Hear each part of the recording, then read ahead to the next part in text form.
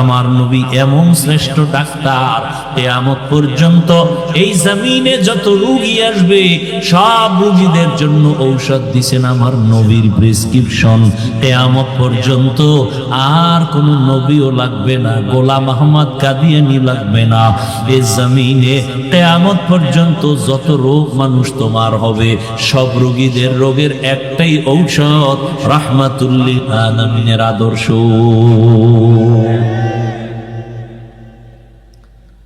কিয়ামত পর্যন্ত আর কোন ঔষধের প্রয়োজন নাই। কেমন নবী? জমিনের মধ্যে আমার রহমতের নবীর মতো শারীরিক শক্তিওয়ালার জমিনে দ্বিতীয় কোনো ব্যক্তি নাই। জৈবিক শক্তির দিক থেকে নবী আমার শ্রেষ্ঠ, শ্রেষ্ঠ যত দিকেই তুমি আঙ্গুল দিবা সেদিক থেকে আমার নবী। জোরে বলেন। মেধার বেলায় রহমতের নবীর চোখের পাওয়ার সারা দুনিয়ার ভেতরে শ্রেষ্ঠ। রহমতের নবীর মেধা, রহমতের নবীর দৈহিক গঠন সারা দুনিয়ার মানুষের মধ্যে শ্রেষ্ঠ। কেমন মায়ার নবী আমার! মানুষ অনেক সুন্দর, অনেক সুন্দর, আমার নবী কেমন সুন্দর যে বয়ান করিয়া শেষ করা যাবে না। রহমতের নবীর আখলাক কত সুন্দর! যেই নবীকে এক নজর দেখার জন্য গর্তের পিপিলিকা অপেক্ষা করে,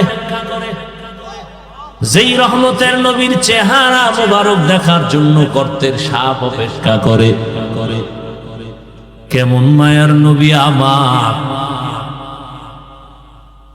সারা দুনিয়ার মানুষের শক্তি এক জায়গায় করলেও নবীর শক্তির সামনে তুলনা হবে না। আর সেই নবীর 25 বছর বয়সে কেমন যৌবন, কেমন শক্তি নবীর! কিন্তু আল্লাহর কুদরত দেখো, জাতি ভুলিও না। রহমতের নবী 25 বছরের বয়সের যৌবনটা কত মারাত্মক। ঠিক এমন সময় নবী বিবাহ করবেন পৃথিবীর এক শ্রেষ্ঠ কুমারী নারী, কিন্তু না, ইতিহাস রহমতের নবী এই টাইমে এমন একজন নারীকে বিবাহের বন্ধনে নিলেন, যেই নারীর নাম আপনারা জানেন, খাদিজা রাদিয়াল্লাহু আনহা। দুইজন স্বামী বিদায় হয়ে গেল, আবার বয়সটাও তার 40 বছর। কয় বছর? মাথা নষ্ট করবেন না, বুঝার চেষ্টা করেন। এত বড় এক দামি নবী, এত বড় এক শক্তিওয়ালা মায়ার নবী, এত সুন্দর চরিত্রের অধিকারী আমার নবী, ঠিক যৌবনের সময় বিবাহের বন্ধনে প্রথম, ইতিহাস ভুলে যাওয়ার না, এমন একজন আল্লাহর বান্দি আসলো রসুলের ঘরে, যে দুইজন স্বামী বিদায় আবার সন্তান হয়েছে আরো 2 অধিক। তৃতীয় স্বামী হিসাবে রহমতের নবীকে নিলেন, আবার বয়সও সমান। কার? 40 বছর। কার? আহা, নবী এমন কেন করলেন আর আল্লাহ করাইলেন কেন? সারা দুনিয়ার মানুষেরা জানায়া দেওয়ার জন্য কিয়ামত পর্যন্ত ইতিহাস লিখে রাখো।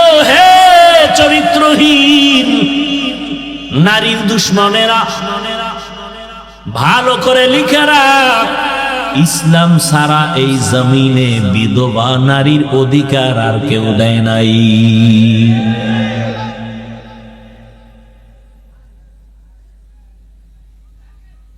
প্রত্যেকটা সাইড। এরপরে আসেন এই খাদিজা রাদিয়াল্লাহু আনহার ঘর থেকে রাসূলের সন্তান আসলো। 4 কন্যা সন্তান। কয়টা? 4 কন্যা। ছেলে যদিও আসছে, অল্প বয়সে আল্লাহ নিয়ে নিছেন, একটা ছেলেও জমিনে আর জিন্দা নাই। নবীজির কয় কন্যা জোরে বলেন? 4 কন্যা। পৃথিবীর শ্রেষ্ঠ রহমতের নবী আমার, তার কন্যা 4। সারা দুনিয়ার মানুষকে জানায় দিল তোমরা নারী পছন্দ করো না, অথচ ইসলামের মহানায়ক, সৃষ্টির শ্রেষ্ঠ ব্যক্তি, রহমতের নবী, তার একটা ছেলেও নাই, তার 4 কন্যা। যখন ছেলে হয়ে মরে গেল, আরবের বেঈমানেরা হাসি দিয়া রসুলের গালি দিয়া কয় মুহাম্মদের ছেলে নাই, বংশ রক্ষা হবে না, মুহাম্মদের নামে জমিনে কেউ নিবে না। কিন্তু 4 কন্যা আল্লাহ দিলেন। আরবের মানুষ কন্যা পছন্দ করে না, অথচ পৃথিবীর শ্রেষ্ঠ মহানায়কের কন্যা কয়জন? এবং ভবিষ্যৎবাণী করে গেলেন, দুনিয়ার সন্তানের বাবারা, মায়েরা লিখে রাখো, যে একটা কন্যার বাবা হইবা একটা জান্নাতের মালিক হয়ে যাইবা। যেই মা বাবা 2টা কন্যা সন্তান পেয়েছো, তুমি 2টা জান্নাতের মালিক। যে 3টা কন্যা পেয়েছো, 3টা জান্নাতের মালিক। যে 4 কন্যা পেয়েছো, 4টা জান্নাতের মালিক হয়ে গেছো। একজন ছেলেও নাই।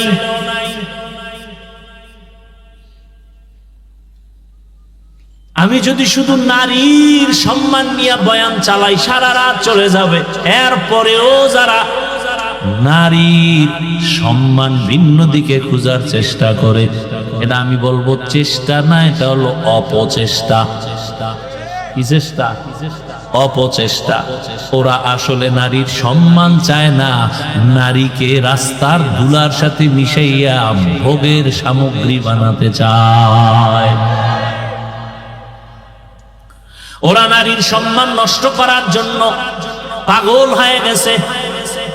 ওরা চরিত্রহীন। আমার মায়ের ইজ্জত, আমার বোনের ইজ্জত রক্ষার জন্য আর দেরি করা যাবে না। এত লাশ, এত লাশ, এত লাশ, এত রক্ত, এত কষ্ট, এত ত্যাগের পরও এই জমিনের মধ্যে যদি এখনো নাপাকের গন্ধ আসে, কাফনের কাপড় রেডি হইয়া হাতে নাও, এখন আর ঘরে বসে থাকার সময় নয়। এদের চিহ্নিত করে না, এরা সমাজের দুশমন, স্বাধীনতার দুশমন, ইসলামের দুশমন, নারীর দুশমন।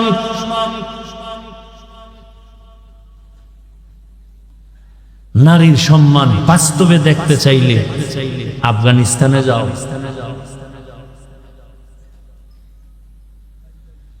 একটা কন্যা পৃথিবীতে আসা মানে ওর ভাগ্য, ওর কপাল। ওই কন্যাটা পৃথিবীতে আসেই কপাল নিয়া। একটা কন্যা পৃথিবীতে আসা মানেই তার কপাল খোলা। ও যার ঘরে আসে তার কপাল খুলে যায়। ও যেই বাবার ঔরসে আছে সেই বাবার কপাল খুলে যায়। ও যেই মায়ের গর্ভে আসে সে মায়ের কপাল খুলে যায়। কন্যা আসা মাত্রই রহমতের দরজাগুলো খুলে যায়।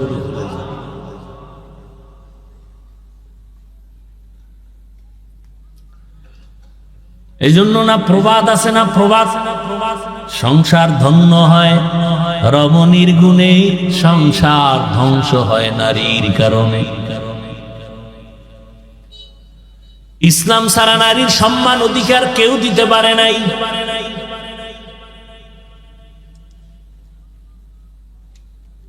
কিয়ামতের ময়দানে আল্লাহ যদি কোটি কোটি কোটি কোটি মানুষের সামনে, মানুষ থাকবে হাসরের ময়দানে উলম্ব, নারী পুরুষ সব কি?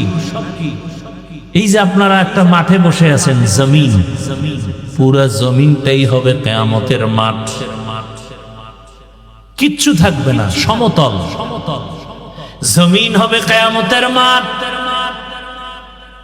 সিরিয়ার জমিন বা আরাফাতের ময়দান হবে আল্লাহর বিচারালয়, আদালত স্টেজ হবে আরাফাতের ময়দান। আল্লাহ যদি জিজ্ঞাসা করেন কিয়ামতের মাঠে, কোটি কোটি কোটি কোটি মানুষ, নবীরাও থাকবে, মুমিনেরাও থাকবে, বেঈমানেরাও থাকবে, আবু জাহাল থাকবে, ও ফেরাউন, সবাই থাকবে। ওই সময় যদি আল্লাহ জিজ্ঞাসা করেন আমার দ্বীনকে জিন্দা রাখার জন্য আমার কলিজার নবী রহমতুল্লিল আলামিনের হাতে প্রথমে কালেমা কে পড়েছো, দাঁড়াও, আমি আল্লাহ আজ হাসরের কঠিন সময় আমি নিজের হাতে তাকে পুরস্কার দিব। কথাগুলো মনে রাখেন। সেদিন একমাত্র আল্লাহর এই আওয়াজে লাব্বাইক বলার অধিকার সরমুনার বিশ্বেও পাবে না, মুসা নবী পাবেন না। একজন নারী দাঁড়ায় যাবেন, কোন পুরুষ দাঁড়াতে পারবে না। কে দাঁড়াবে? একজন নারী দাঁড়ায় বলবেন, ও দয়ার মালিক, তোমার পুরস্কারটা নেওয়ার জন্য আজকে আমি উপযুক্ত ব্যক্তি। আমি একজন পুরুষ না, একজন নারী, রহমতের নবীর হাতে প্রথম কালেমা পড়েছি, আমার নাম খাদিজা রাদিয়াল্লাহু আনহা। আলহামদুলিল্লাহিল্লাযী জাআলাশ শামসা ওয়াল কমারা বিহুসবান والنجم والشجر يسجدان وفضل زمانا على زمان كما فضل مكانا على مكان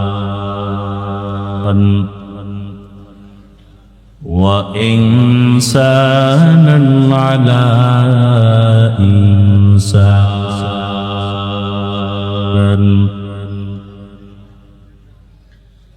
ونشهد أن لا إله إلا الله وحده لا شريك له لا ضد له ولا ند له ولا مثل له ونشهد أن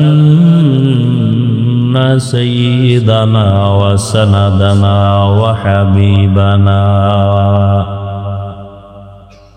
وحبيب ربنا وطبيبنا وطبيب قلوبنا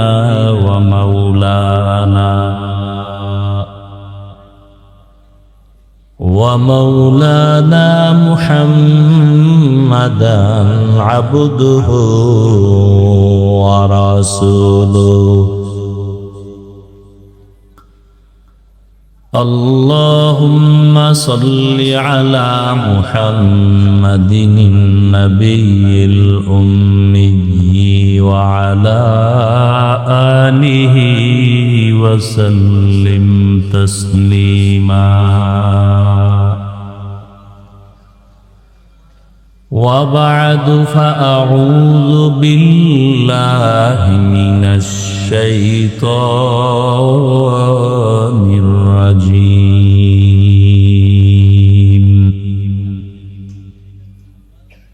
بسم الله الرحمن الرحيم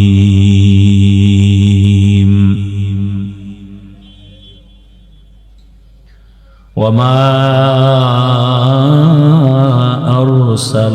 أرسلناك إلا رحمة للعالمين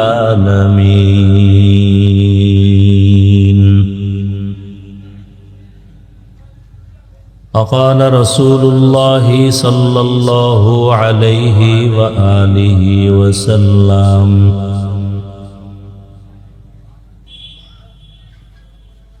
من يريد الله به خيرا يفقهه في الدين صدق الله مولانا العظيم وصدق رسوله النبي الأمي الكريم ونحن على ذلك من الشاهدين والشاكرين والذاكرين والحمد لله رب العالمين سبحانك لا علم لنا إلا ما علمتنا إنك أنت العليم الحكيم رب اشرح لي صدري ويسر لي أمري واحلل عقدة من لساني يفقه قولي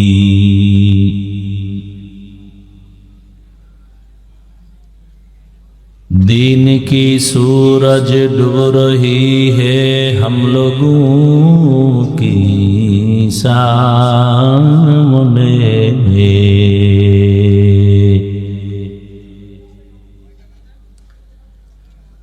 কয়েক বন্ধ করো সব নিব সব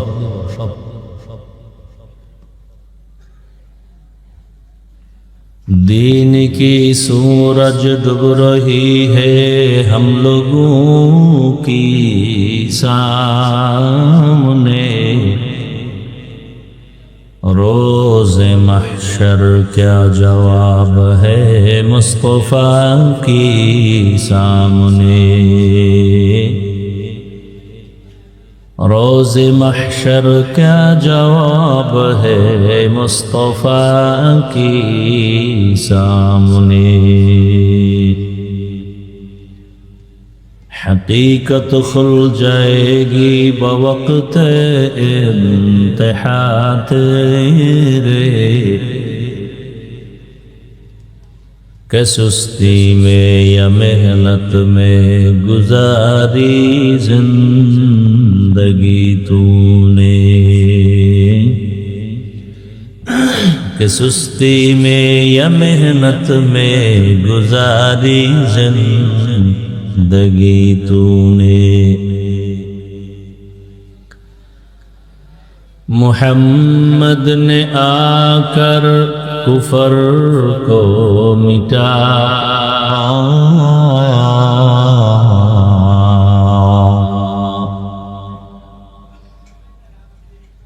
मुहम्मद ने आकर कुफर को मिटाया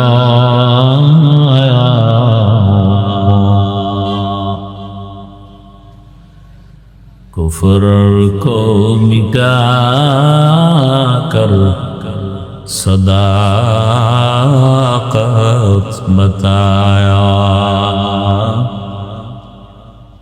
कुफर को मिटाकर सदाकत बताया ला इलाहा इल्लल्लाह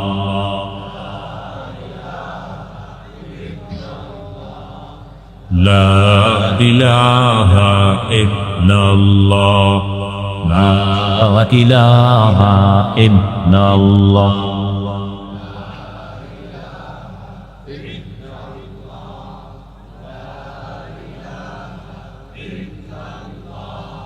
لا إله إلا الله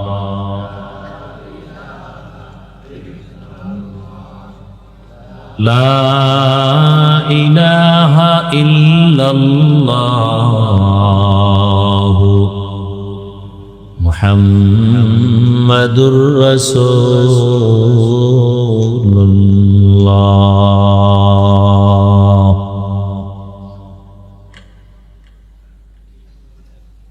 ইসলাহুল উম্মাহ মহিলা মাদ্রাসা কর্তৃক আয়োজিত আজকের এই ওয়াজ মাহফিল 30 এপ্রিল 2025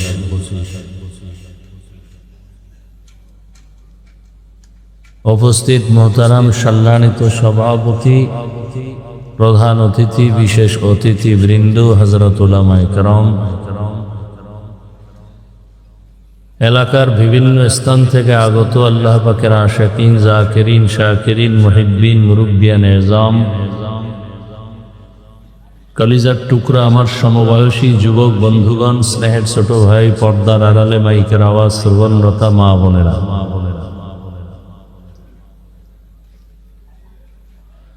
আল্লাহ পাকের দরবারে শুকর যে আল্লাহ আমাদেরকে সুস্থ রেখেছেন, আলহামদুলিল্লাহ। হাজারো লাখো মানুষের মধ্য থেকে বাছাই করে পৃথিবীর শ্রেষ্ঠ মজলিস, উলামায়ে আহলে হকের মজলিস, গুনাহ মাফের মজলিস, তওবা কবুলের মজলিসে আমাদেরকে আল্লাহ হাজারো মানুষের ভেতর থেকে বাছাই করে আসার মতো, বসার মতো তৌফিক দান করেছেন। আর একবার শুকর আদায় করি, আলহামদুলিল্লাহ। দরুদ ও সালাম সৈয়দুল মুরসালিন, রাহমাতুল লিল আলামিন, শফিউল মুজনিবিন, খাতামুন নবিয়্যিন, সৈয়দুস সাকালাইন, ইমামুল মুরসালিন হযরত মুহাম্মদুর রাসূলুল্লাহ। সবাই আবার পড়েন, নবীজির নামে দরুদ পড়লে সওয়াব না গুনাহ? আল্লাহ বেশি বেশি দরুদের আমল করার তৌফিক দান করুন।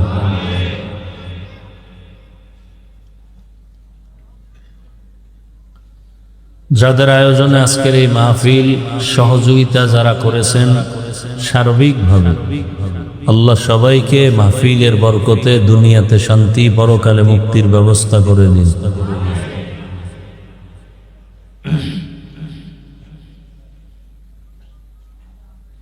জমিনের মধ্যে মানুষ মানুষের কল্যাণ কামনা করার প্রবণতা, এক কথায় এ জমিনের বাসিন্দাদের জন্য সার্বিক কল্যাণ কামনার্থে দোয়া করা। এই দোয়া একমাত্র দিনদার ব্যক্তি ছাড়া কেউ করে না। এক, দ্বিতীয় হলো দোয়া কবুল হওয়ার অনেক শর্ত আছে। এর মধ্যে আল্লাহর কাছে দোয়া কবুল হওয়ার এক শর্ত হলো, আমি যে জবান দিয়ে আল্লাহকে বলবো সে জবানটা পাক হতে হবে। জমিনের অবস্থা খুব করুণ, পাপাচারে ভরে গেছে গোটা দুনিয়া। এই তোমরা চালাইতে পারো না, ইকো দাও কেন? রিভাব দাও।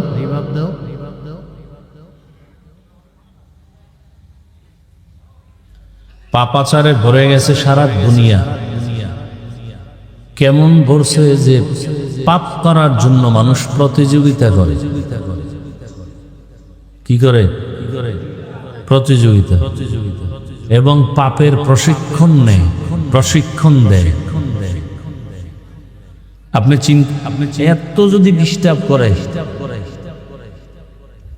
আপনি চিন্তা করতে পারেন পৃথিবীতে যত বড় ক্ষমতাধর হোক, নারী বা পুরুষ, টাকা আছে, বাড়ি আছে, গাড়ি আছে, ক্ষমতা আছে, সারা দুনিয়া জোড়া, কিন্তু চরিত্র যদি খারাপ হয় তাহলে তার ঘরওয়ালারাও তাকে পছন্দ করে না। কথা ঠিক? তাহলে জীবনের সব থেকে পাওয়ার হলো চরিত্র, আখলাক। স্বাভাবিক যেটা আছে ব্যবহার, সেটা তো আছেই।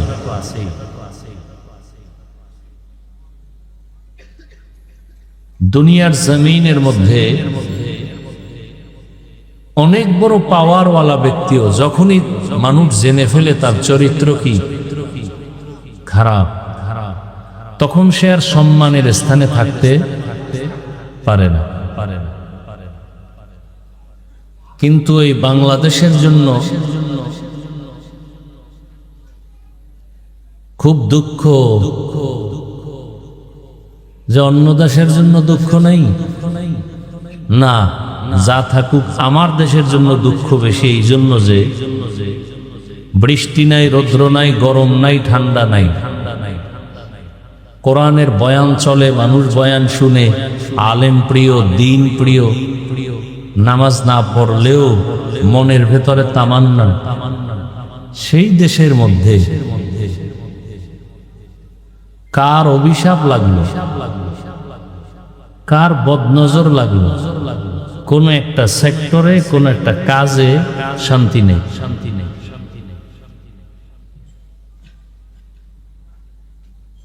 সুদ ঘুষে, মানে অন্যায়গুলো ছোট না, মারাত্মক, যার উপরে আর অন্যায় নেই। এমন একটা সেক্টর বাংলাদেশে খুঁজে পাবেন না যেখানে সুদ ঘুষ নাই।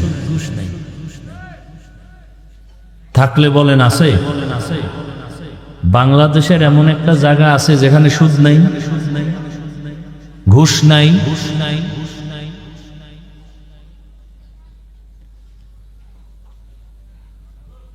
তো যে চরিত্রহীনতার কারণে পৃথিবী জোড়া দামি মানুষটাও মানুষের কাছে ঘৃণিত হয়ে যায়।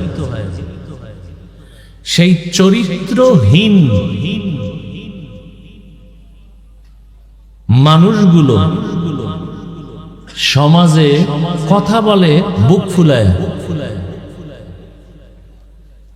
এবং তাদের ছায়ায় বসে। এটা আমাদের কপাল খারাপ। চিহ্নিত চরিত্রহীন বা চরিত্রহীনা, যারা অল টাইম জেনা ব্যভিচারে লিপ্ত,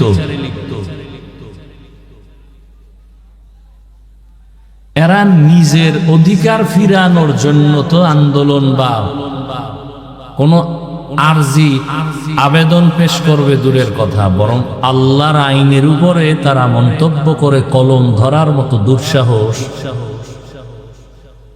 ইদানিং কালে দেখাচ্ছে। কমিশন তৈরি করে, এখানে অনেক শিক্ষিত মুসলমান, আল্লাহ বিবেক দিছে, আপনারা বলেন, আপনারা কি এই জন্য স্বাধীন করেন? হ্যাঁ, দেশ স্বাধীন, দেশ স্বাধীন কি হইল? কি স্বাধীন করলেন? ঘুষ চলতেছে, জুয়া চলতেছে, ওয়াজের মধ্যে আলেমদের সাথে সে আগের মতো বেয়াদবিও চলতেছে। কি স্বাধীন করলেন?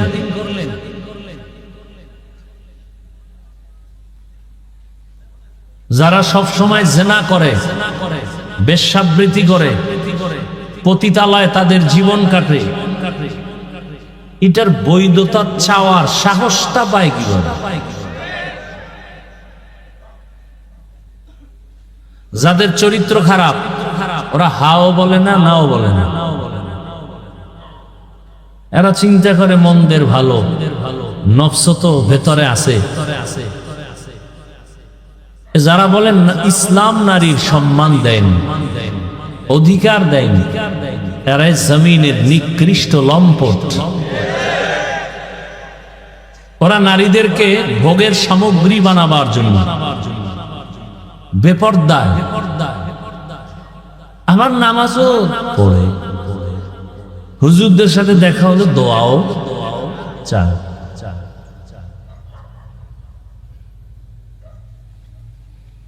কি বয়ান শুনবেন? কত আল্লাহর বান্দার এখানে বয়ান শুনতে আসছেন, আজকে ফজর পড়েন নাই, জোহর পড়েন নাই, আসর পড়েন নাই, মাগরিব পড়েন নাই, এশা পড়েন নাই। জিজ্ঞাসা করলে বলবেন নামাজ পড়া লাগবে নি? সবাই বলবে হ্যাঁ লাগবে। সপ্তাহে 2-1 দিন তো না, প্রতিদিন। ফাঁকে ফাঁকে ছেড়ে দেওয়ার সুযোগ আছে তো? বলে আপনি কি ইমানদার না অন্য কিছু? অথচ নামাজ নাই।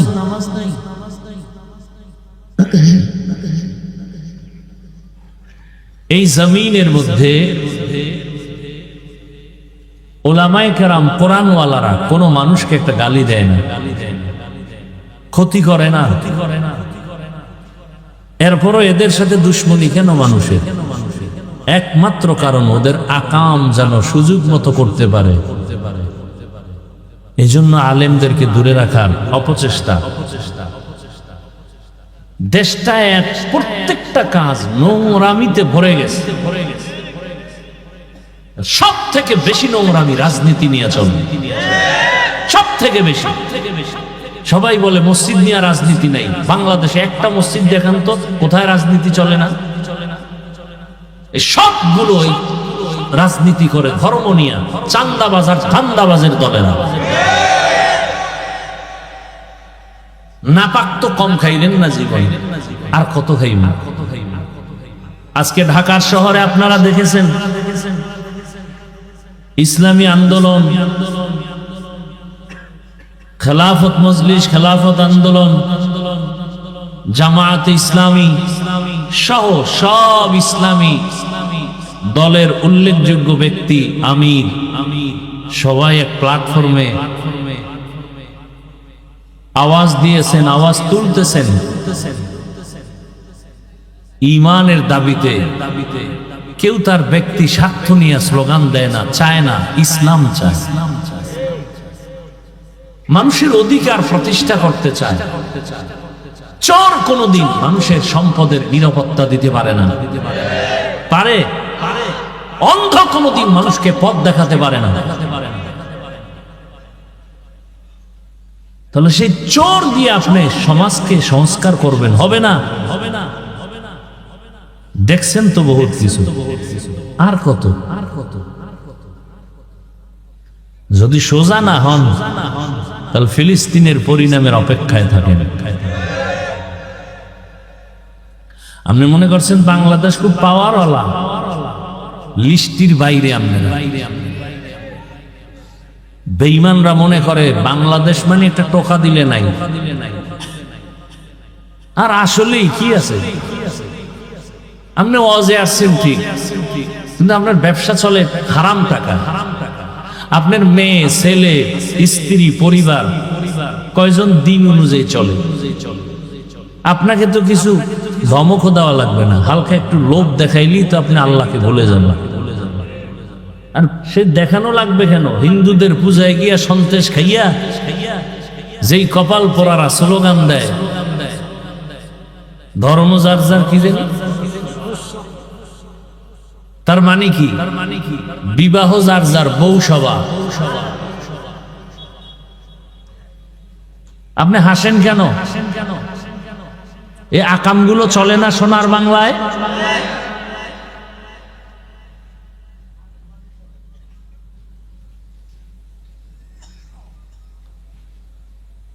সংক্ষেপে দুই চারটি কথা বলবো শুধু রাসূলের আদর্শের উপরে।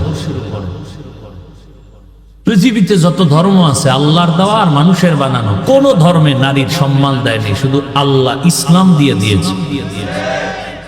বলেন আল্লাহর দেওয়া ধর্ম ইসলাম। আল্লাহর দেয়া ধর্মের নাম ইসলাম। হ্যাঁ, আল্লাহর দেয়া ধর্ম ইসলাম তো আছে, এর আগে ঈসা নবীর ধর্ম, মুসা নবীর ধর্ম, এই যে আরো কিছু ছিল। ইসলাম ছাড়া নারী সম্মান, মর্যাদা আর পৃথিবীতে কেউ দেয় নাই, সবাই জুলুম করেছে। এখন জুলুম কোনটা আর ভালো কোনটা এটা বুঝারও তো মেধা নাই। চোখ নষ্ট, খায় না পায়, মেধাও নষ্ট। আমি প্রায় সময় বলি বাংলাদেশে যত বড় ভিআইপি তত বড় সুদখোর, তত বড় মদখোর। মদ না পান করলে, সুদ না খাইলে ভিআইপি হওয়া যায় না।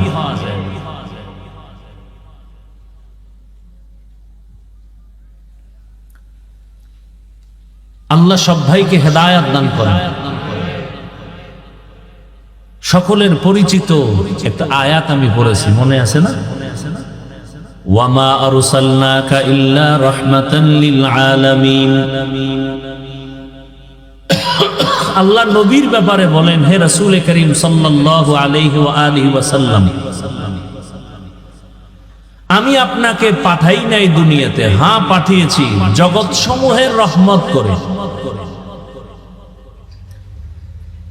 নবীজি বলেন হাদিসে পাকে, মাইয়ুরিদিল্লাহু বিহি খাইরান ইউফাক্কিহু ফিদ্দীন। আল্লাহ যাকে বেশি ভালোবাসেন, মহব্বত করেন, তাকে দ্বীনের সমঝ দান করেন। একটা হলো দ্বীনের জ্ঞান, আর একটা হলো দ্বীনের বুঝ। জানছেন পর্দা করা ফরজ, কিন্তু ভেতরে বুঝ আসে নাই যে এটা না মানলে আমার শাস্তি হবে। যার মধ্যে বুঝ এসে গেছে সে জেনারেল লাইনে থাইকেও পর্দা করে। প্রত্যেকটা মুসলমান জানেন দাড়ি কামানো ছাটানো কবিরা গুনাহ, হারাম। মানে না কেন?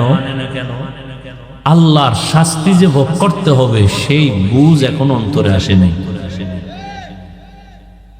যার অন্তরে বুঝ এসে গেছে সে ডাক্তার হয়েও দাড়ি রেখে দিচ্ছে, ইঞ্জিনিয়ার হয়েও দাড়ি রেখে দিচ্ছে, কলেজের প্রফেসর হয়েও দাড়ি রেখে দিচ্ছে। আমি বানায় বলতেছি কথাগুলো। তারা দাড়ি রাখছে কি সরকার তাদের বেতন বাড়াবে? অবশ্যই তাদের বুঝ ঠিক হয়ে গেছে। আপনারা জানেন রহমতের নবী আসছেন কোন এলাকায়? বলেন তো, বলেন, সবাই বলেন। নবীজি যখন আসতেছিলেন এর আগ মুহূর্ত মক্কার জমিনটা ছিল কঠিন এক হালাত। অহরহ জেনা বেবিচার, কতটা খারাপ। নারী পুরুষ কুলঙ্গ হয়ে বাইতুল্লাহ তাওয়াফ করে। বাইতুল্লাহ কেমন বাইতুল্লাহ? যার দিকে শুধু তাকায় থাকলেই গুনাহ মাফ। শুধু তাকায় থাকবেন, দেখবেন, কিছু বলবেন না, অটোমেটিক গুনাহ মাফ। কেমন বাইতুল্লাহ? যে বাইতুল্লাহর দিকে তাকাইয়া প্রথম নজরে যা চাইবে আল্লাহর কাছে আল্লাহ তাই দিবেন।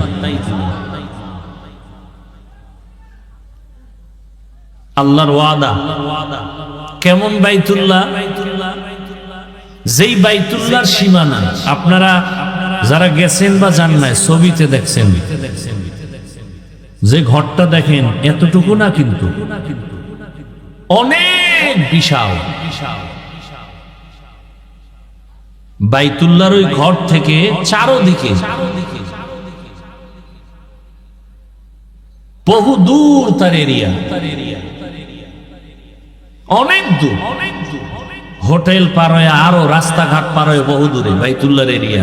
ঠিক বাইতুল্লাহর যতটুকু এরিয়া দেওয়া আছে এই এরিয়ায় ঢুকেই যদি বলে আল্লাহ একবার, 1,00,000 বার আল্লাহ বলার সওয়াব।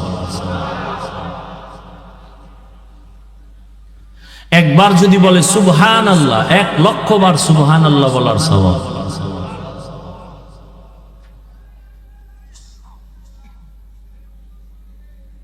আল্লাহ নিজে বাইতুল্লাহর মর্যাদার ঘোষণা কোরআনে দিয়েছেন। ইন্না আউওয়ালা বাইতিন উযিআ লিন-নাসি লাল্লাযী বিবাক্কাতা মুবারাকান ওয়া হুদাল লিল আলামিন। পৃথিবী নামক গ্রহ যখন টোটাল অস্তিত্বে আসে নাই, ঠিক আল্লাহ রাব্বুল আলামিন তখন আংশিক অস্তিত্বে আসা মাত্রই আল্লাহ প্রথম একটা ঘর বানাইলেন, বাইতুল্লাহ।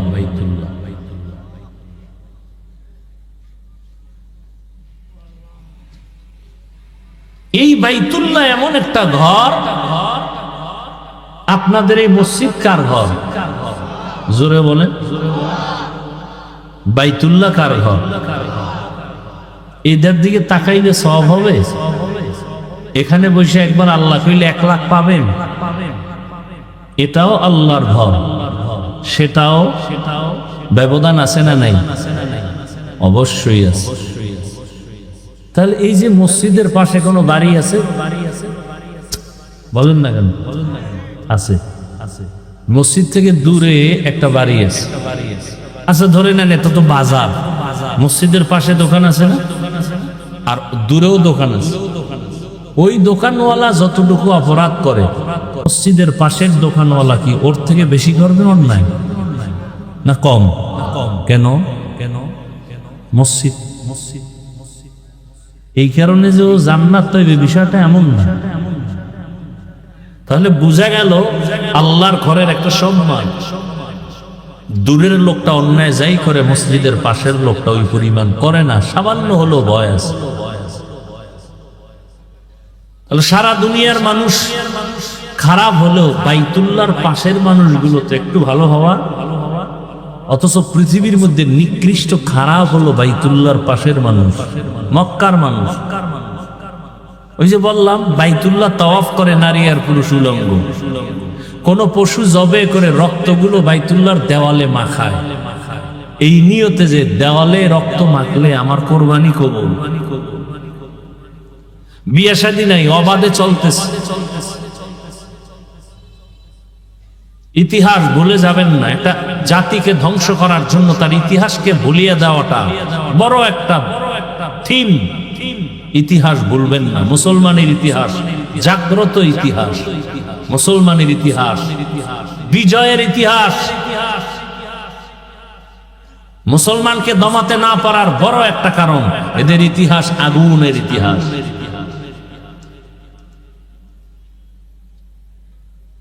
ভারতওয়ালারা চাচ্ছে ফিলিস্তিনের মতো ইসরায়েলি হামলার আকৃতি ধারণ করে ভারত থেকে মুসলিমদের আলাদা করবে।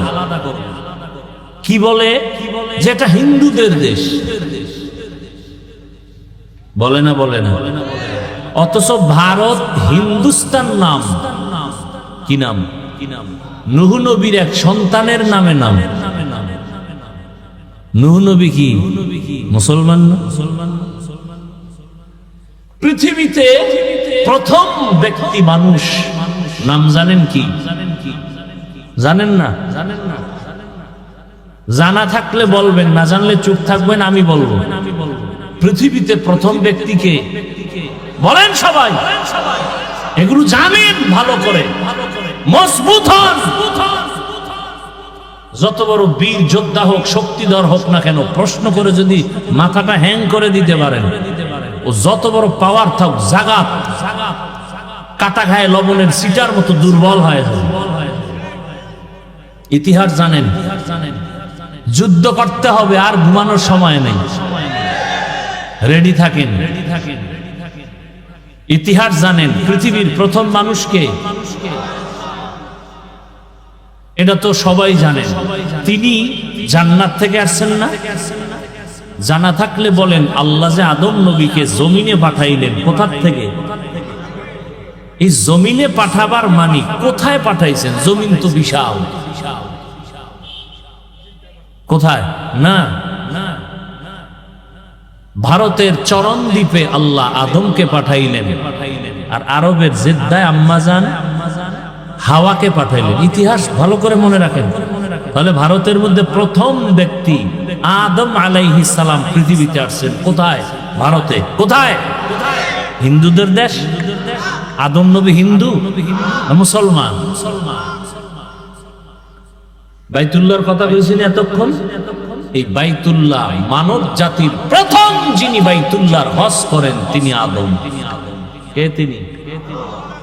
এই ভারতের জমিন হলো পৃথিবীর ইতিহাসে হজের প্রথম জমিন।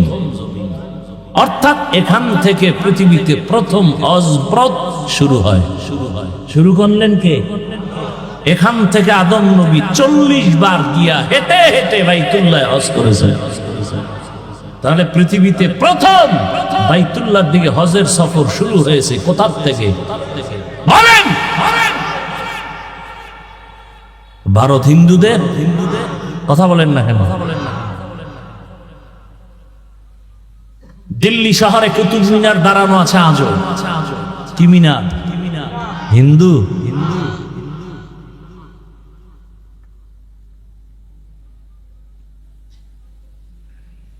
মোগলদের ইতিহাস ভুলে গেলে চলবে না। এই ইতিহাসগুলো পড়েন। বই কিনবেন না, মোবাইলে সার্চ দেন। মোগল সম্রাট কারা? বাদশাহ শাহজাহান। তাজমহল আসেনি ভারতে?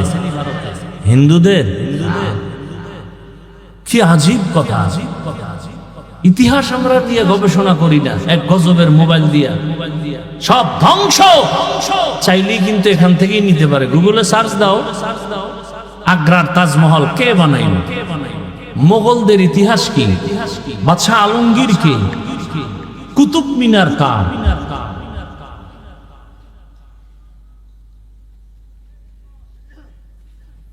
ইতিহাস। স্পেন জমিন আজকে আজান বন্ধ, অথচ সেই 800 বছর স্পেন জমিন শাসন করেছেন লাগাতার মুসলমান।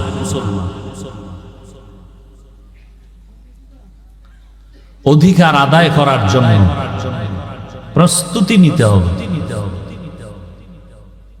রাজি আছেন? অধিকার আদায় করতে হবে। আমরা নারীর বিরুদ্ধে না, বরং নারীর অধিকার আদায়ের জন্য আমরা কথা বলতেছি। ইসলাম ছাড়া নারীর অধিকার কেউ দেয়নি। যারা বলে দেয় নাই, ইসলাম দেয় নাই, ওরা এই জমিনের চরিত্রহীন, ওরা নারীর দুশ্মন। হিন্দুদের ধর্মের কিতাবগুলো খুঁজেন, নারীদের উপরে জুলুম। খ্রিস্টানদের ধর্মের কিতাব খুঁজেন, নারীদের উপরে জুলুম। ইহুদিদের ধর্মের কিতাব খুঁজেন, নারীদের উপরে জুলুম। একমাত্র ইসলাম নারীর উপরে ইনসাফ শুধু না, এহসান করেছে। ইনসাফ না কি? এহসান। তো মক্কার মানুষ ছিল চূড়ান্ত খারাপ। এই অবস্থায় পৃথিবীর শ্রেষ্ঠ রোগীদের জন্য শ্রেষ্ঠ ডাক্তার আল্লাহ পাঠাইলেন রাহমাতুল্লিল।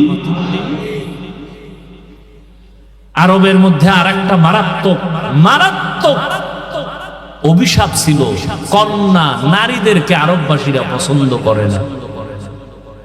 এটা জানেন না? বিধবা নারীকে পছন্দ করে না। কোন বাবার মেয়ে হলে বাবা লজ্জায় মুখ দেখায় না, বাজারে যায় না। মেয়ে কন্যা সন্তান হলেই মনে করে আমার কপালে অভিশাপ। বুঝেন কেমন অবস্থা মক্কা। নারীদের তারা অবহেলা করে।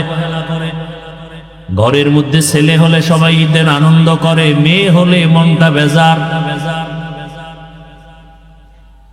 এমন এক কঠিন সময় আসছে রাহমাতুল্লিল আলামিন।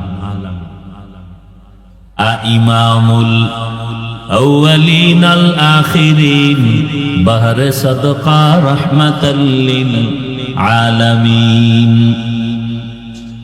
রহমতের নবী মক্কা নগরীতে এমন এক হালাতে আসলেন, যেই সময় নারীদেরকে সমাজের সবাই অবহেলা করে। রহমতের নবী আসছেন। কেমন এক নবী আমার 1 মিনিটে বলি বুঝার। ওই যে শুরুতেই বলেছি, মাওলায় বুঝ না দিলে কি উপায়? আল্লাহ যদি বুঝ না দেন, বুঝার চেষ্টাও না করেন, আমি হাফিজুর রহমান কেন? রহমতের নবীও যদি বয়ান করে, আবু জাহালের মতো বেঈমানের বুঝও ঠিক হয় না। গরবা সুরত আদমি ইনসাবুদে আহমদ বু জাহলো হামেক সাবুদে আদমিরা আদমিয়ত লাজমাস আউদেরাগর বুনা বাশুদ হি জামাস। রহমতের নবী মক্কা নগরীতে আসলেন, যেই সমাজের মানুষগুলো কন্যা পছন্দ করে না। রহমতের নবী পৃথিবীর এক শ্রেষ্ঠ ডাক্তার, যেই ডাক্তারের চিকিৎসার প্রেসক্রিপশন দেওয়ার পরে যেই রোগীর জীবন পর্যন্ত কোনোদিন আর কোনো ডাক্তার দেখাতে হয় না, ওই ডাক্তার ওই রোগীদের জন্য শ্রেষ্ঠ ডাক্তার। আমার নবী এমন শ্রেষ্ঠ ডাক্তার, কিয়ামত পর্যন্ত এই জমিনে যত রোগী আসবে সব রোগীদের জন্য ঔষধ দিছেন আমার নবীর প্রেসক্রিপশন। কিয়ামত পর্যন্ত আর কোন নবীও লাগবে না, গোলাম আহমদ কাদিয়ানি লাগবে না। এই জমিনে কিয়ামত পর্যন্ত যত রোগ মানুষ তোমার হবে, সব রোগীদের রোগের একটাই ঔষধ, রাহমাতুল্লিল আলামিনের আদর্শ।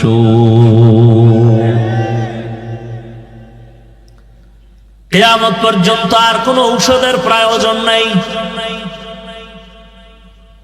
কেমন নবী? জমিনের মধ্যে আমার রহমতের নবীর মতো শারীরিক শক্তিওয়ালা আর জমিনে দ্বিতীয় কোনো ব্যক্তি নাই। জৈবিক শক্তির দিক থেকে নবী আমার শ্রেষ্ঠ।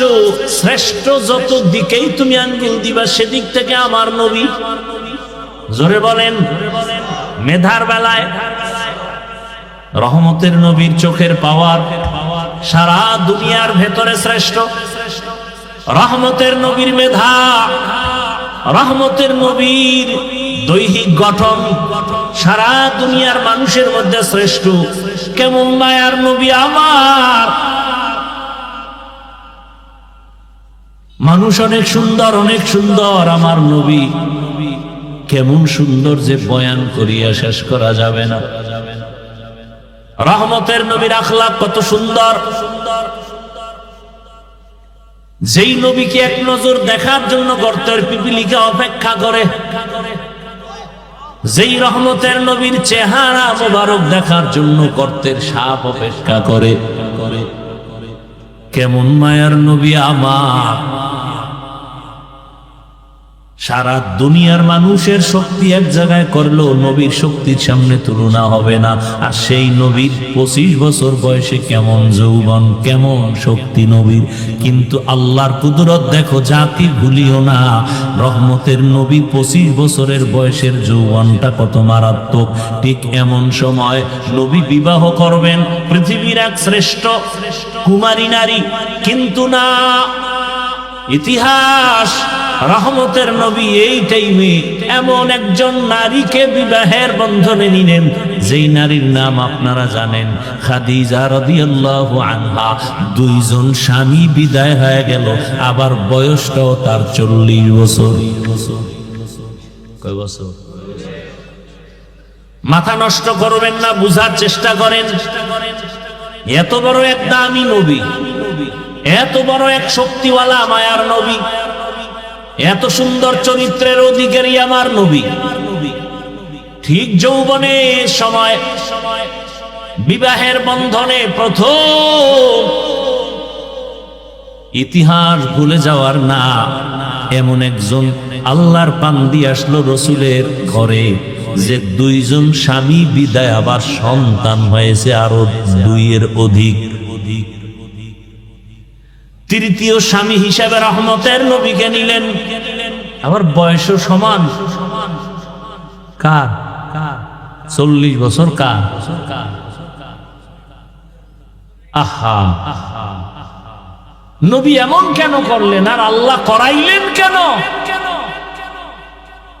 সারা দুনিয়ার মানুষের জানায়া দেওয়ার জন্য কিয়ামত পর্যন্ত ইতিহাস লিখে রাখো। হে চরিত্রহীন নারীর দুশ্মনেরা, ভালো করে লিখে রাখ, ইসলাম সারা এই জমিনে বিধবা নারীর অধিকার আর কেউ দেয় নাই।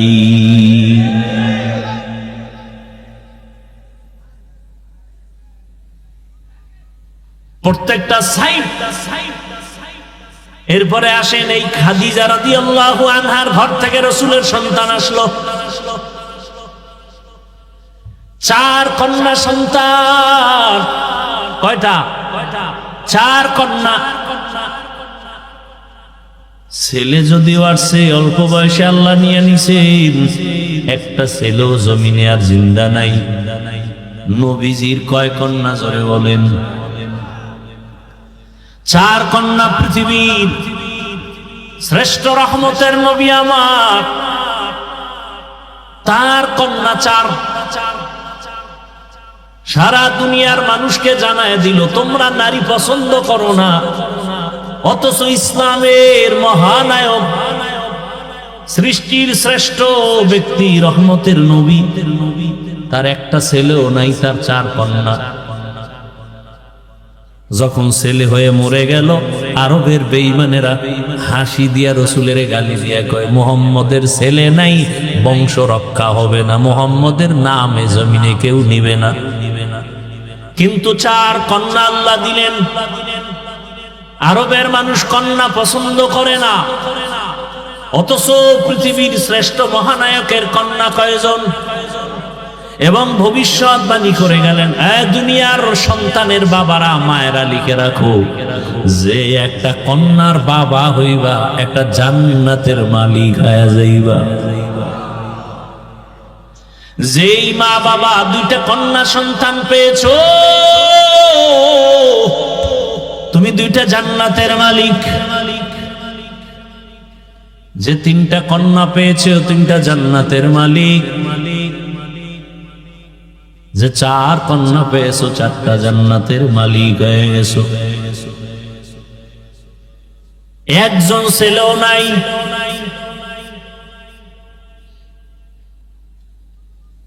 আমি যদি শুধু নারীর সম্মান নিয়ে বয়ান চালাই, সারা রাত চলে যাবে।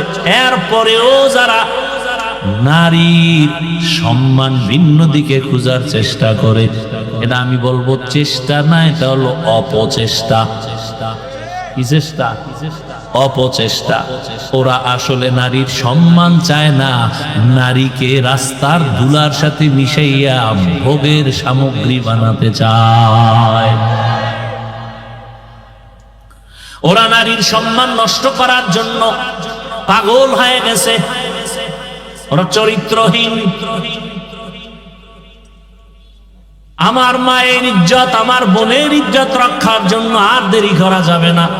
এত লাশ, এত লাশ, এত লাশ, এত রক্ত, এত কষ্ট, এত ত্যাগের পরও এই জমিনের মধ্যে যদি এখনো নাপাকের গন্ধ আসে, কাফনের কাপড় রেডি হইয়া হাতে নাও, এখন আর ঘরে বসে থাকার সময় নয়। এদের চিহ্নিত করে না, এরা সমাজের দুশ্মন, স্বাধীনতার দুশ্মন, ইসলামের দুশ্মন, নারীর দুশ্মন।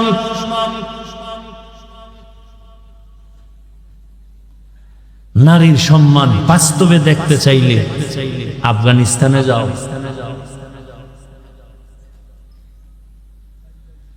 একটা কন্যা পৃথিবীতে আসা মানে ওর ভাগ্য, ওর কপাল। ওই কন্যাটা পৃথিবীতে আসেই কপাল নিয়া। একটা কন্যা পৃথিবীতে আসা মানি তার কপাল খোলা।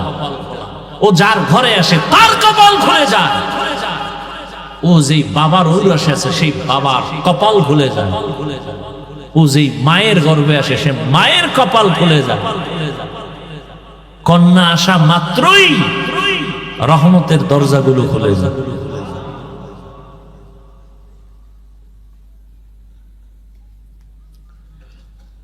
এই জন্য না প্রবাদ আছে না, প্রবাদ, সংসার ধন্য হয় রমণীর গুণে, সংসার ধ্বংস হয় নারীর কারণে। ইসলাম ছাড়া নারীর সম্মান অধিকার কেউ দিতে পারে নাই।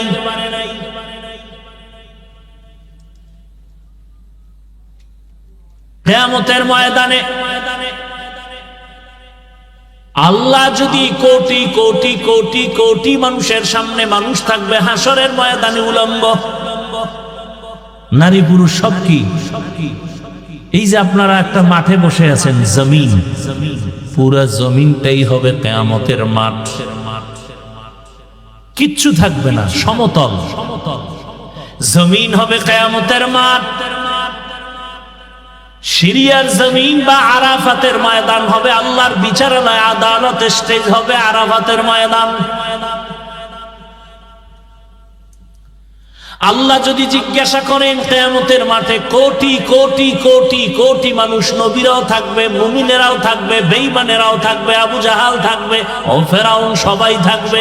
ওই সময় যদি আল্লাহ জিজ্ঞাসা করেন আমার দ্বীনকে জিন্দা রাখার জন্য আমার কলিজার নবী রহমতুল্লিল আলামিনের হাতে প্রথমে কালেমা কে পড়েছো, দাঁড়াও, আমি আল্লাহ আজ হাসরের কঠিন সময় আমি নিজের হাতে তাকে পুরস্কার দিব। কথাগুলো মনে রাখেন। সেদিন একমাত্র আল্লাহর এই আওয়াজে লাব্বাইক বলার অধিকার সরমুনার বিশ্বাসও পাবে না, মুসা নবী পাবেন না। একজন নারী দাঁড়ায় যাবেন, কোন পুরুষ দাঁড়াতে পারবে না। কে দাঁড়াবে? একজন নারী দাঁড়ায় বলবেন, ও দয়ার মালিক, তোমার পুরস্কারটা নেওয়ার জন্য আজকে আমি উপযুক্ত ব্যক্তি। আমি একজন পুরুষ না একজন নারী, রহমতের নবীর হাতে প্রথম কালেমা পড়েছি, আমার নাম খাদিজা রাদিয়াল্লাহু আনহা।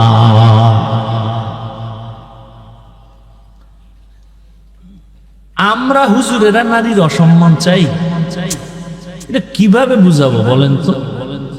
আসলে যার চোখের চশমার আয়না কালো, তাকে কেমনে বুঝাবো বাতি সাদা? ও তো বলে জমিন বাতি সব কালো। যার নাকের ঘ্রাণ শক্তি দুর্বল, ওর কাছে পায়খানার আতর সমান।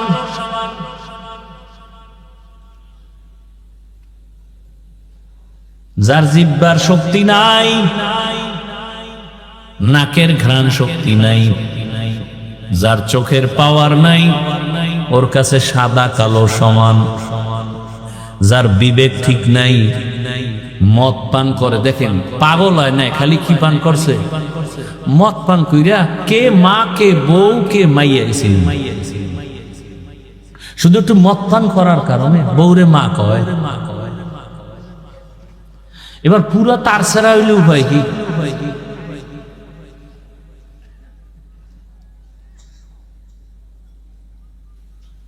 তাহলে যাদের দেমাগ পুরো নষ্ট, একে কেমনে বুঝাবো?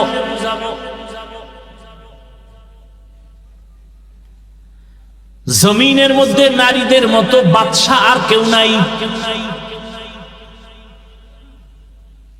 নারী দুনিয়াতে আসার পরে বিবাহের সিঁড়িতে ঢুকানো পর্যন্ত মা বাবা তার লালন পালন করবে, দায়িত্ব পালন করবে।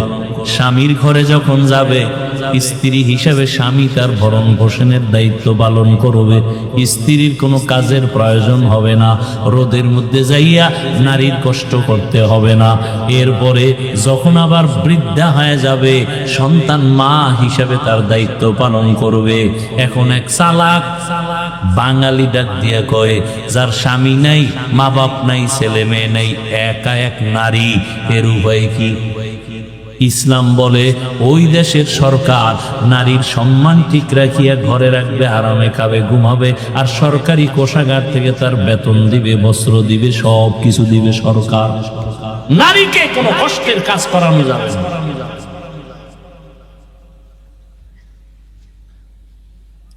কিন্তু দুনিয়া সব উল্টা পাল্টা হয়ে গেছে, কিয়ামত তো হতে হবে।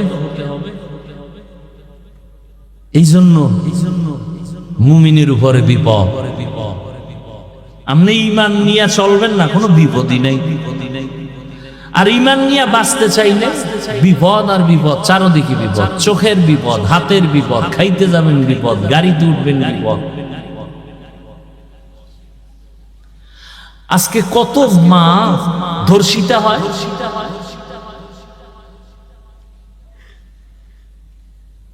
কত মায়ের মুখে এসিড নিক্ষেপ করা হয়। নারী কেন বেতনের জন্য রাস্তায় স্লোগান দিতে হবে? মা বোন কেন রোদ্রে কষ্ট করে ইট ভাঙতে হবে? ইসলাম দিয়ে যদি সমাজ পরিচালনা হতো, এ জমিনে বাদশার হালাতে জীবন যাপন করত প্রথম সারিতে মা বোনেরা।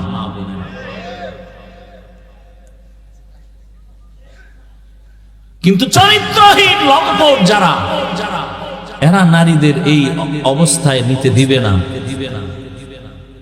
চরিত্র তাদের দুর্বল। রহমতের নবী আসলেন জমিনে মক্কা নগরীতে। নারীদের সম্মান পয়েন্টে পয়েন্টে আল্লাহ পাক নবীর মাধ্যমে স্থির করে দিলেন। বাবায় মরে যাবে, সম্পদ ভাগ করে ছেলে যা পাবে তার অর্ধেক নারী পাবে। এই জায়গায় যাইয়া মাথা গরম বানাইলেন। ছেলে যে পাইলো এর অর্ধেক পাবে নারী, নারী যে অর্ধেক পাইয়াও অনেক বেশি পাইছে ছেলের থেকে, এটা বুঝার মেধাই নেই। মাথা গরম হয়ে গেছে।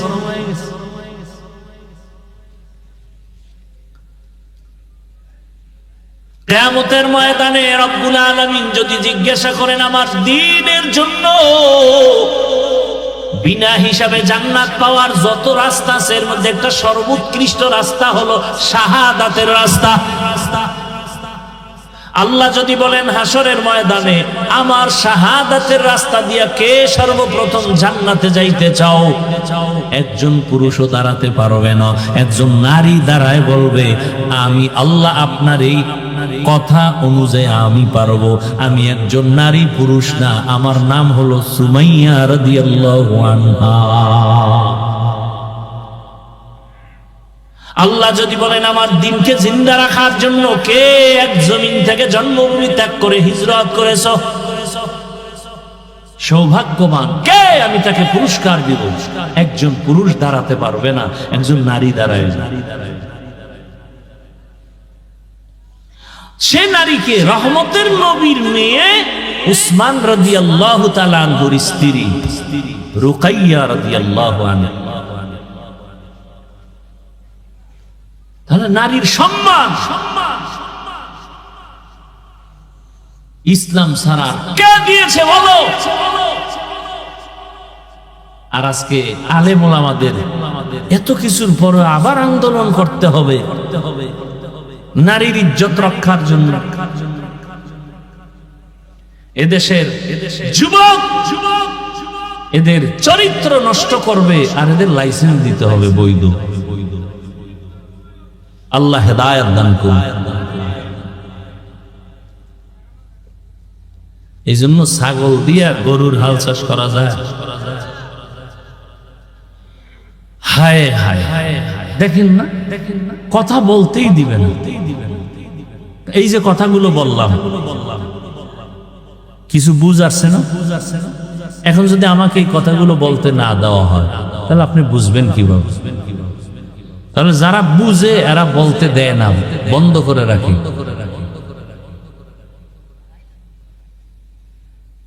বললেই তাদের বিপদ। এজন্য মসজিদগুলো, মাদ্রাসাগুলো সব পয়েন্টে পয়েন্টে পয়েন্টে চান্দাবাজার জান্দাবাজারা দখল করে বসে আছে। মসজিদ নিয়েও চান্দাবাজি, মাদ্রাসা নিয়ে ধান্দাবাজি, সারা দেশ ঘুরি, এগুলি কি আর দেখা বাকি আছে? শিয়ালের হাতে মুরগি আমানত দিছে। হ্যাঁ, মুরগি আমানত দিছে কার কাছে? আমানত ঠিক থাকবে? সুদখোর ঘুষখোর বেনামাজির হাতে মাদ্রাসা মসজিদের চাবি দিলে কেমনে ঠিক থাকবে? আরে চাবি দিছে কি জিব্রাইল দূরেরা? না ভোটের আগে আপনারা টাকা খাইছেন পায়খানার নামে চোরের মতো ওপেন খাইতে পারেন না? ভোর রাত্রে খাইছেন তাহাজ্জুদের টাইম, বরকতের সময়।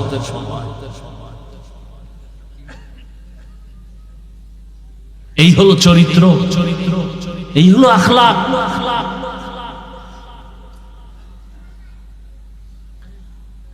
আল্লাহ হেদায়েত দান করুন। ওয়ামা আরসালনাকা ইল্লা রাহমাতাল লিল আলামিন। হে নবী, আমি আপনাকে জগৎ সমূহের রহমত করে পাঠাইলাম।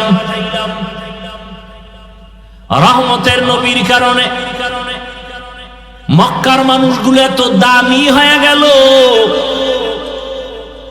আল্লাহ জিব্রাইল আমিনকে দিয়া চিঠি পাঠায় দিলেন আর বললেন যাও, মক্কার কিছু কিছু মানুষ এত দামি, আমি আল্লাহ এদের ওপেন জান্নাতের সুসংবাদ দিয়ে দিলাম। বয়ান তো আপনারা কম জানেন না, এরপরে এত বয়ান এত বয়ান এত বয়ান করতে হয় কেন? আপনারাও তো জানেন মিথ্যা বলা হারাম, গালি দেওয়া হারাম, চুরি হারাম, ডাকাতি হারাম, নাচ দেখা হারাম, গান শোনা হারাম। এরপর আপনারা করেন, আমরা বাধা দিলে আপনি আমার আর সালাম দেন না, দিলেও নেন না, স্বার্থে আঘাত লাগছে, শেষ। আর খতিব সাহেব যদি বলে তো চাকরি শেষ, পাই 2-4 হাজার টাকায়ও, মানে এটা রিমান্ডের মধ্যে থাকি ইমাম সাহেব।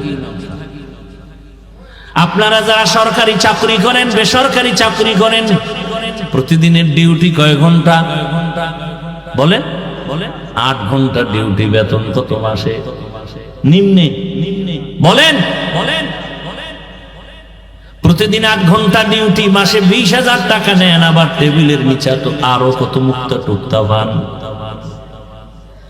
মসজিদের ইমাম সাহেবের ডিউটি কয় ঘন্টা প্রতিদিন? বলেন না কেন? বেতন কত?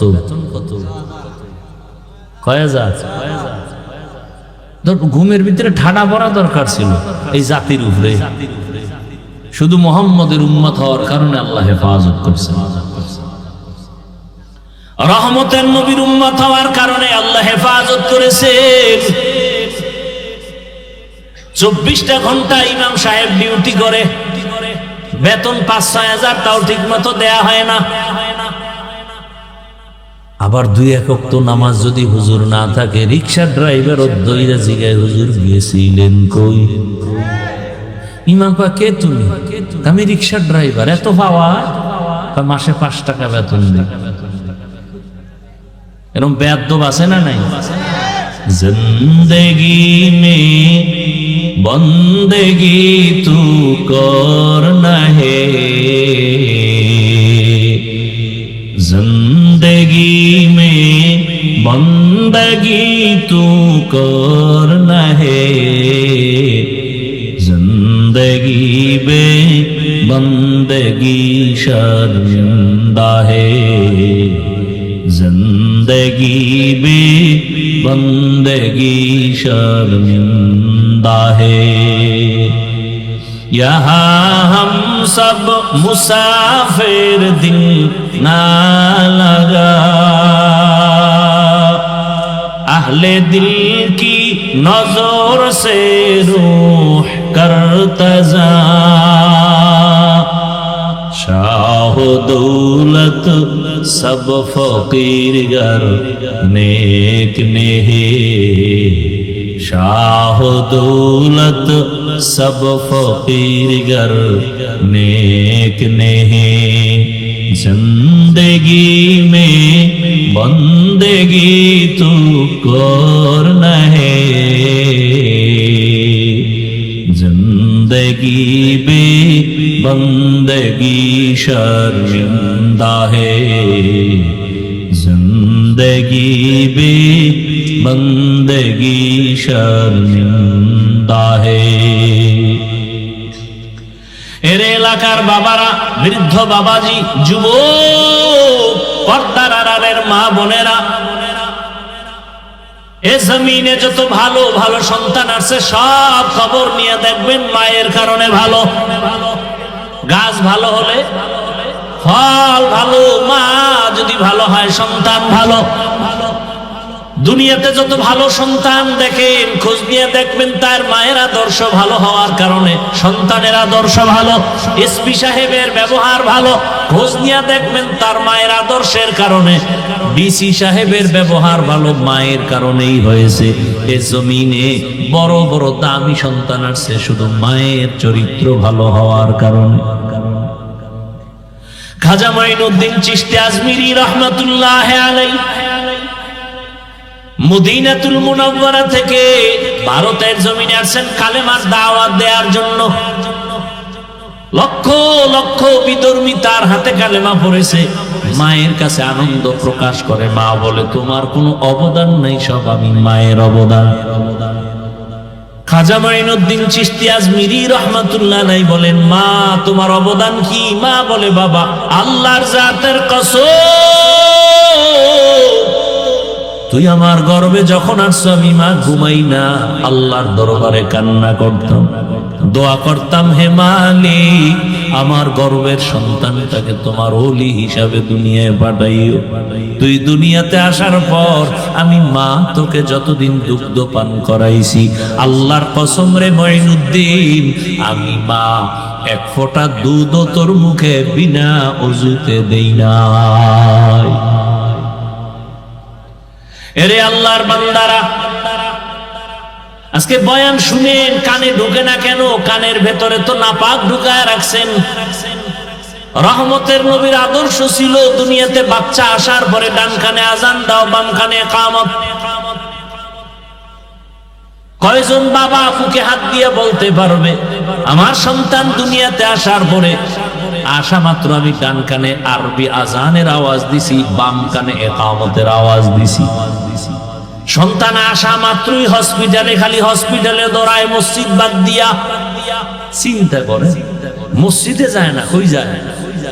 হসপিটালে যায়, পরীক্ষা করে, কয়দিন আর বাকি, সব কিছু টাকার বাহাদুরি করতে করতে এবার হসপিটালে যাইতে যাইতে সিজারে যখন বাচ্চাটা প্রসব হলো, ওখানে আজান আর ইকামত দেওয়ার মতো কোনো সিস্টেমই নেই।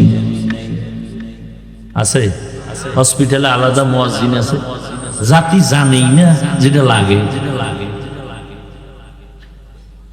যেই সন্তানের কানে আজান আর ইকামত আছে, ওকে বেঈমান বানানো যাবে না, মুরতাদ বানানো যাবে না। খাজা মঈনুদ্দিনের মা ডাক দিয়া কয়, বাবা তোকে আমি যতদিন দুগ্ধ পান করাইছি, এক ফোঁটা দুধও বিনা ওযুতে তোর মুখে দেই নাই। এমন মায়ের সন্তান জগৎ বিখ্যাত কেন হবে না? এজন্য এখনো সময় আছে, তওবা করেন। কয়দিন আর বাহাদুরি করবেন? যারা ভালো চরিত্রবান হইয়া দুনিয়া থেকে চলে গেল, মানুষ তাদের এখনো স্মরণ করে, আর যাদের চরিত্র খারাপ এদের নাম কেউ মহব্বতে নেয় না। ও আমার যুবক বাবারা, তুমি স্কুলে পড়ো, কলেজে পড়ো, চাকরি করো, ব্যবসা করো, দোয়া করে এলাম, ডাক্তার হও, ইঞ্জিনিয়ার হও, প্রফেসর হও, তুমি একজন সাংবাদিক হও, তবে একটাই অনুরোধ সারা দেশে করি, আজও করি, বেয়াদব হইও না। তোমার আচরণে কোনদিন মা বাবা, শিক্ষক, উলামায়ে কেরাম, মুরব্বীরা যেন কষ্ট না পায়। কারণ মা বাবার দোয়া ছাড়া সন্তানের কপাল খুলবে না, শিক্ষকের দোয়া না থাকলে ছাত্রের জীবনে সফলতা আসবে না, আলেমদের নেক নজর না থাকলে চরিত্রের সংশোধনী আসবে না। আল্লাহর কাছে তওবা করো। তুমি ডাক্তার, ইঞ্জিনিয়ার যাই হও না কেন, তোমার মতো কত যুবক স্কুলে পড়ে, কলেজে পড়ে, চাকরি করে, ব্যবসা করে, ডাক্তার, প্রফেসর, ইঞ্জিনিয়ার, 5 ওয়াক্ত নামাজি, দাড়িওয়ালা, সত্য বলো আসেনি? আর কোনো ওয়াজের দরকার নাই। এই কথাটা নিজেকে, নিজের বিবেককে প্রশ্ন করো। তোমার মতো যুবক যদি স্কুলে পড়িয়া নামাজ পড়ে, তুমি কেন পারবা না? তোমার মতো যুবক যদি র্যাব, আর্মি, পুলিশ, বিডিআরের চাকরি করে যদি নামাজি হয়, তুমি পারবা না কেন? তোমার মতো যুবক যদি ডাক্তার, প্রফেসর, ইঞ্জিনিয়ারিং হইয়াও নামাজ পড়ে, তুমি পারো না কেন? তোমার মতো যুবক রাস্তায় গাড়ি চালায়, কৃষি কাজ করে, নদীর মধ্যে মাছ ধরে, নামাজ পড়ে, তুমি কেন পারবা না? এখনো সময় আছে, তওবা করে নাও। পর্দার আড়ালের মা বোনেরা, আপনার মতো কত মা, কত বোন এখনো আছে, পর্দা রক্ষা করে চলে, স্বামীর মাল হেফাজত করে, মোবাইলে সময় নষ্ট করে না, 5 বেলার নামাজও আদায় করে। এরে আম্মা জান, আপনারা কেন পারবেন না? এখনো সময় আছে, তওবা করে নেন। জীবনটাকে ধন্য করে একটা ভালো সন্তানের মা হইয়া কবরে যাবেন, আপনার জীবনটা দুনিয়ায় ধন্য, আখিরাতেও ধন্য। এরে মুরব্বীরা, আপনার মতো কত বুড়ারা মসজিদে গিয়া নামাজ আদায় করে, আপনারা কেন পারবেন না? আল্লাহর কাছে তওবা করেন, মরিয়া গেল আর গুনাহ করবেন না। ও যুবকরা, তওবা করে নাও, আর নামাজ ছাড়বা না, বেপরদায় চলবা না, মা বাবারে কষ্ট দিবা না, শিক্ষকের দোয়া নিয়া, উলামায়ে কেরামের পরামর্শ নিয়ে নবীর আদর্শে চলবো। আল্লাহ পাক সবাইকে খাঁটি তওবাওয়ালা জিন্দেগি দান করেন, আমিন। আলহামদুলিল্লাহি রাব্বিল আলামিন, ওয়াসসালাতু ওয়াসসালামু আলা সাইয়্যিদিল আমবিয়া ওয়াল মুরসালিন ওয়া আলা আলিহি ওয়া আসহাবিহি আজমাইন। ইয়া আরহামার রাহিমিন, ইয়া আরহামার রাহিমিন, ইয়া আরহামার রাহিমিন, রব্বিরহামহুমা কামা রাব্বায়ানি সাগীরা। আল্লাহুম্মা ইন্নাকা আফুউন কারীম তুহিব্বুল আফওয়া ফা'ফু আন্না। আল্লাহুম্মা ইন্না নাসআলুকা রিযাকা ওয়াল জান্নাহ ওয়া নাউযু বিকা মিন সাখাতিকা ওয়ান নার। আল্লাহুম্মা ইন্না নাউযু বিকা মিনাল বারাসি ওয়াল জুনুনি ওয়াল জুযামি ওয়া সাইয়্যিল আসকাম। ইন্নাল্লাহা ইয়ারযুকু মান ইয়াশা'উ বিগাইরি হিসাব। আল্লাহুম্মা আরহামনি বিতারকিল মাআসি, আল্লাহুম্মা আরহামনি বিতারকিল মাআসি, আল্লাহুম্মা আরহামনি বিতারকিল মাআসি। ও দয়ার মালিক, আমরা গুনার বোঝা নিয়ে আপনার দরওয়াজায় হাজির। ওলামায়ে কেরাম আলোচনা করেছেন, আপনার বান্দারাও শুনছেন, মা বোনেরাও শুনেছেন। ভুল ত্রুটি ক্ষমা করে দেন, মাহফিল আপনি